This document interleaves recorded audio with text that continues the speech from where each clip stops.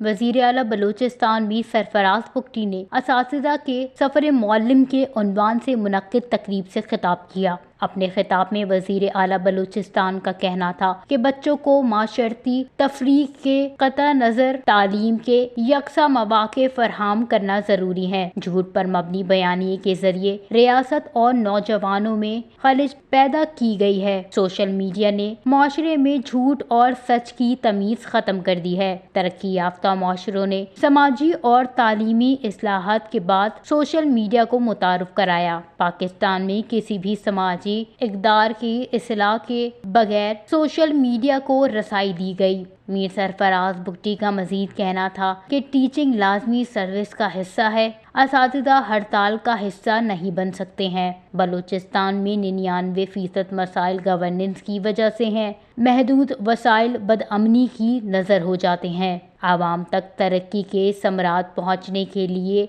PSDP दुरुस्त करने की ज़रूरत है। वज़ीर आला बलूचिस्तान का ये भी कहना था कि तशद्दुद से बलूचिस्तान को हुकूक नहीं मिल सकते हैं। बलूचिस्तान को जितने भी हुकूक मिले पार्लियामेंट से मिले हैं। आइंदा भी हुकूक के हुसूल का यही रास्ता है। मेरिट को यकीनी बनाएंगे। सूबे में कोई नौकरी नहीं बिकेगी। हर जिले से मैट्रिक में टॉप करने वाले 10 बच्चियों और बच्चों के आइंदा 16 साला तालीमी अखराजात सूबाई हुकूमत बर्दाश्त करेगी। साइंस के मज़ामीन में PhD करने वाले बलूचिस्तान के तालिबे इल्मों को दुनिया के 200 आला तरीन जामियात में स्कॉलरशिप दी जाएगी। अक़लियतों को सालाना 100 स्कॉलरशिप दी जाएगी। ट्रांसजेंडर्स को भी स्कॉलरशिप प्रोग्राम का हिस्सा बनाया गया है।